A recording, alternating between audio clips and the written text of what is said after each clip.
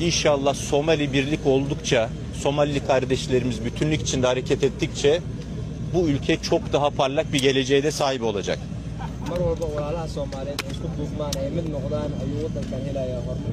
waxaan maqli jiray qayladii yeertaa nin baysan uga darin video callkii Netanyahu maamulka waqooyi bari ugama darin safiiradii 5 dal oo caalami ah ayaa qayb ka ah caleemasaarka madaxweynaha waqooyi bari Firdhiye waxayna xilligan ku sugan yihiin magaalada Laascaanood ee xarunta gobolka Sool waxaana hogaaminaya boqorkii beelaha daarood boqor Burhaan boqor Muuse safiiradan waxaa hogaaminaya oo Laascaanood wafdigan horkacaya boqorkii guud ee beelaha daarood boqor Burhaan boqor Muuse maqaam heer sare leh ayay ku imaadeen magaalada Laascaanood ilaahu aadan beerka u dhiman wafdi ka socda Kenya oo hogaaminaya Faarax Macalin ah iyaguna waxay gaareen magaalada Laascaanood duhurnimadii maantay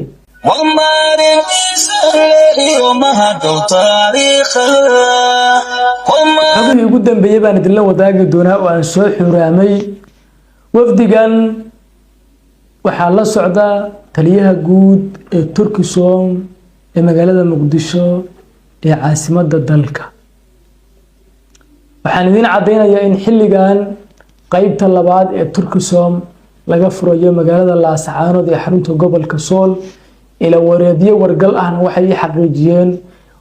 in taliyaha ciidanka Turkisom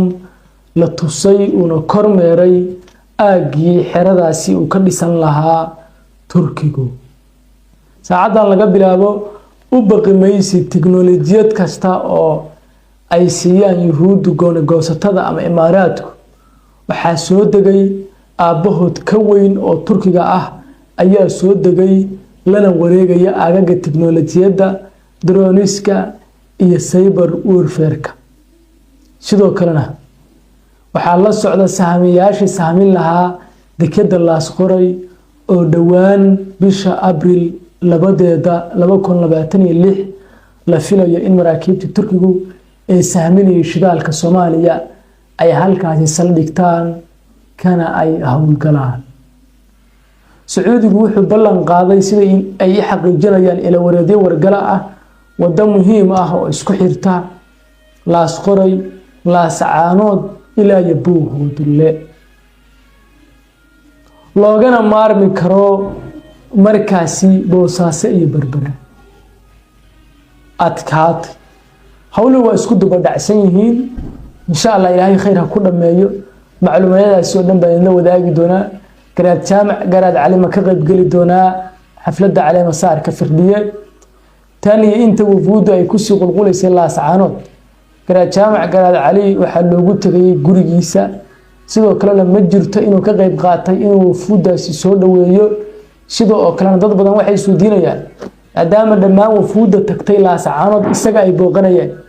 garaadku ma ka soo bixi doonaa guriga oo ma aadi doonaa goobta xafladda caleemasaarka iyadoo aan ognahay in uu joogo Laascaanood kana maqnaa dhismihii maamulkaasi waqooyi bari una qayb ka qaada dhammaan warbixinahaas oo dhan ku dul istaagi doonaa barnaamijkeena aad baan idin salaamaya meel kastoo aad joogtaan aan ku bilaabo beelaha daarood waxaa matalaya boqor Burhaan boqor Muuse oo ah boqorkii guud ee beelaha daarood iyo ugaaskii guud ee beelaha Sade oo isaguna qayb ka ah wafdigan safiirada 5 dal oo ay ka mid yihiin Shiinaha Turkiga Djibouti Saudi Arabia iyo markaasi Egypt iyo Eritrea ayaa qayb ka ah wadamada hadda hortabinta leh ee safka hore kaga jira ka qaybgalka xafladda caleemasaarka madaxweynaha waqooyi bari Firdhiye marka laga tagay inay tageen safiiradan waxay diraysaa fariin ah in isbahaysiga khayrku ay dowlatuskooda ku soo bandhigaan Laascaanood waa fariin loo dirayo isbahaysiga sharta ee la leeyahay haddaad qayb ka mid ah waqooyiga Soomaaliya aad joogtaan annagana waan joognaa وفرين لودر فرين توجين سفيرة الأتجيانا وإن هذه سفيركي إسرائيل أتجي هرجيسة إن سفير هذا شندل أو مسلمين هي دولة الشينها أي يجنا إسك حادريا الله سعامود إسرائيل وهالحبل وأنا اعتراف كهيسا وقعمها بيه كله أول رير قلبيت كي تضباطا كسنة دبدا كشو الشامينية أي نعين وأفلجري وأنه لطس سياسة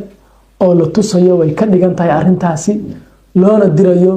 إن أي قودون كجلان أي نكسو غلدمين مربيوت كبدا عاس أو أي سيهال هليل أو أي سن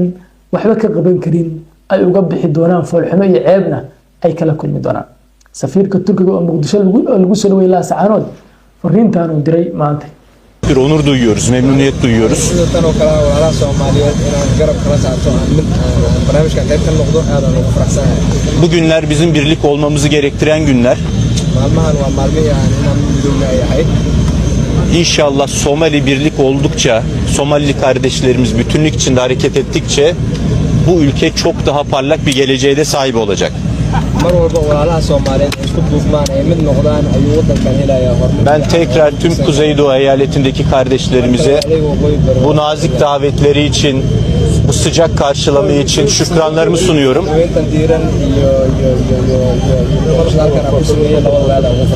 Çok teşekkür ediyorum. waxaan u mahad celinayaa anigu Netanyahu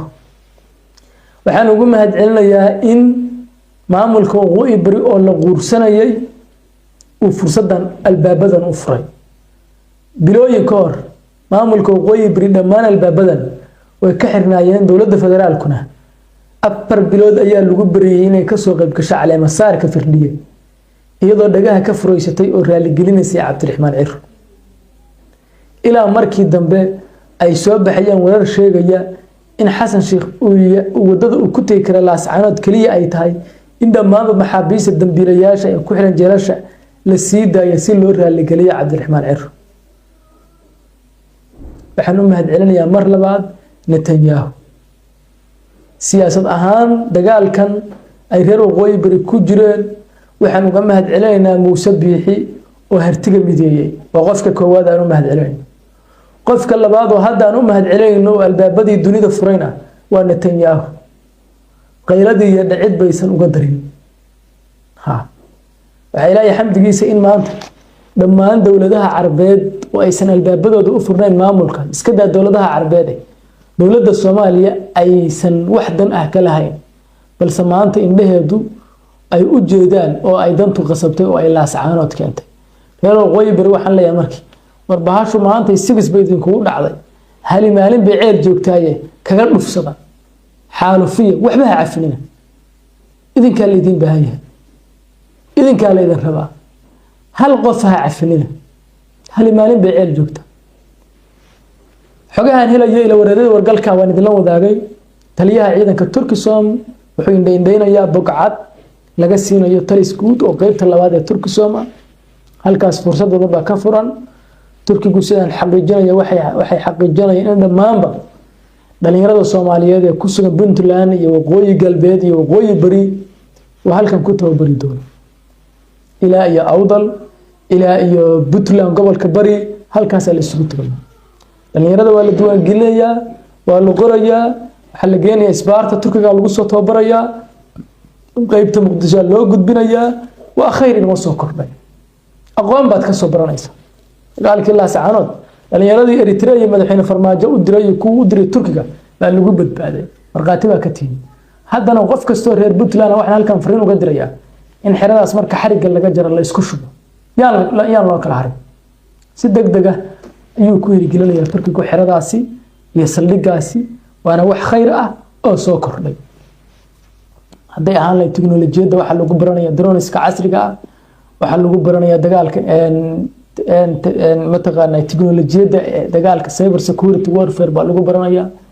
isgaarsiinta drone jammers anti drone systemki dhammaanba waa lagu baranaya saldhigan waxaa la socda xataa nidaam difaaceedka hawada baa la socda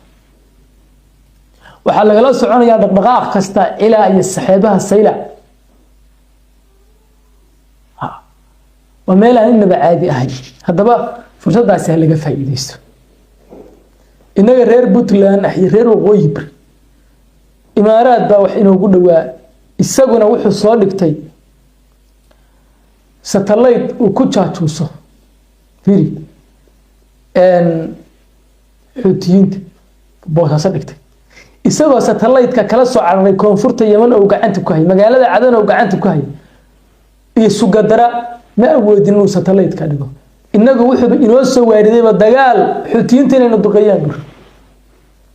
markii dambe markii wax u suurtagali waayeen waa isaga dulaal ka noqday ictiraafyanaadka Yahuudda ay siisay ciro maanta hogaamiye xuutigu u hanjabay oo yiri bartilmaameedkeena ka wada berbera ilaahay baa ina badbaadisay marka fursaddan laga faa'iideysto laga hawlgalo qodobkayga labaad waxa weeye waan rabaa inaan warbixinteeda ku dhigdhigo waa boqorka beelaha daarood oo u safray Laasacaanood maxay ka dhigantaa waxay ka dhigantahay in madaxii guud ee dhaqanka beelaha daarood uu joogo Laasacaanood oo macnaheedu yahay beesha daarood waxay ku doofaysan tahay boqorka waana la wada ajiibay caleemasaarkaas iyo maamulkaas iyo dowladdaas boqorka oo ka hadlay arrimahaasi wuxuu si cad u sheegay in maamulka waqooyi bari uu yahay maamulkiisii koowaad garaad cabdirasaaq wuxuu khalday wuxuu yiri dawladdaadii labaad maahay waa dawladdeedii koowaad insha Allah waxa weeye waa dawlad aan ku faraxsanahay waa nidaam dawlad aan leeyahay runtii waqtigii munaasibka ahaa ayay timi waa biriijkii isku xiraayay Soomaaliya oo dhan meeshan hadda aynu taaganahay runaantii marka waxaan leeyahay aad iyo aad baad u mahadsantihiin dawladdana waxaan ugu ducaynaynaa mid gudata waajibaadkeeda iyo xilka loo igmaday shacabka iyo ikhtiyaarta iyo waxgaradka waqooyi barina waxaan leeyahay inaad barbar istaagtaan dawladda oo aad la shaqaysaan idinkana horumar iyo khayr baan idin rajaynayaa sidoo kale ummadda Soomaaliyeed meel kastay joogto macnaheedu waxa weeye in laba jaajuus oo imaaraadka u shaqeeya aan loo xanibnaanay Axmed Madoobe iyo Dani boqorku waa nin kablalax ah waa nin koomba ah waa nin harti koomba Axmed Madoobe iyo Dani iyo dhammaanba daaroodba uu matala Axmed Madoobe oo jaajuus Kenyan iyo Ethiopian iyo imaaraad uu matalaya Said Abdullahi Dani oo jaajuus imaaraadana uu matalaya waliba Said Dani waaba isku jifo hoosaba halkaas waxa ka cad in Dani siyaasadda uu ku curiyaaminayo ama cadawtinimada ah ee uu ku curiyaaminayo maamulkaasi ay kaligiis gaar ku tahay annaga haddaan reer Puntland ahayna madax meel ka karayso la salaaxa ma lahayn haddii boqorkii meesha joogo ismadii kale oo Suudaan garaashana joogo reer Puntland hareba ma jiraan saasan ku wada aqbalay markaas magacayaga iyo afkayaga iyo masiirkayaga waxa matalaya boqor burhaan iyo Suudaan garaasi ummaddu waa qabiiladana siyaasi ma matalo waa inaad meel ku qorato qabiilka ma dhaqan baa matala mise siyaasigu muddaxileedkiisu waa kooban yahay 5 sano jooga waa taga ummadda waxa matala dhaqan khilaafyada beelaha waxa xalliya nabadoono isimadu waxay u wakiishaan nabadoono isimada reer Puntland iyo daaroodba madaxdoodii aa maraysa iyo maqaamkooda ma maqli jirtay geel waa horweyntii isimada beelaha daarood waa kuwaas isimada Puntland waa kuwaas mar haday reer waqooyi bari boqorkii la joogto in Suudaan garaasi waxay fiiriyaan waa iska waxba kama jiraan waxa haray juxa dhowr qaaqlo miidiyaha jooga oo mabda lahayn oo iyagu hadda meeshii Dani u wada raacay bari haddana iyagu qabqabla arkaysan iyo Danigan oo cararay isagina ka cararay Dani wuxuu ogaa dibirta ku soo socotay waa isaga cararay ka tagi markuu maqlay hawshu waa isku rakibanta buu sii cad diyaaradiisu biyeysay tag waan jeclaan lahayn inuu Dani ka soo qayb galay cid ka mudnayd ma jirin laakiin isaga siyaasad xumadiisa halka isnigay war ka joog war waxaan ka daa war walaalo joog war dadka joog war siyaasadda imaaraadka inaga daa war ha isku xir heer wuxuu gaaray Dani iyadoo halkaas masxarada iyo alalaasku ka dhacay uu cira leeyahay Dani anu ila shaqeynay ilaahay idin ku dhaashay koor waxaan u mahad celinayaa Dani uu leeyahay ilaahay idin ku dhaashay koor muxuu ugu mahad celinayaa isbahaysiga shartu kula jira imaaraad baa labadaba biyageliya waa biyageliya imaaraad labadaba waa kana ila ark waa kana waxaan u mahadnaqayaa madaxweynaha Puntland oo aan ka wada shaqeynayno nabadda iyo xasiloonida gobolka waxaan noocaas oo marka koowaadna mabaadi'dii Puntland loo aasaasay ka tagay reer Puntland aan dan maanta ugu oolino reer Puntland haday leeyihiin nacfi baan ku haysan aysan ku haysan oo meel kasta oo nacfi lahayd iska daa jifidiisa caa'iladiisa meel kasta oo nacfi lahayd geey oo xataa ciidankiisa ay mushaar qaadan oo ciidamadii go'doomiyay oo ciidamadii laga kala qortay oo haddana mabaadi'da dadka lagu taageerayo mabaadi'dii Puntland loo aasaasay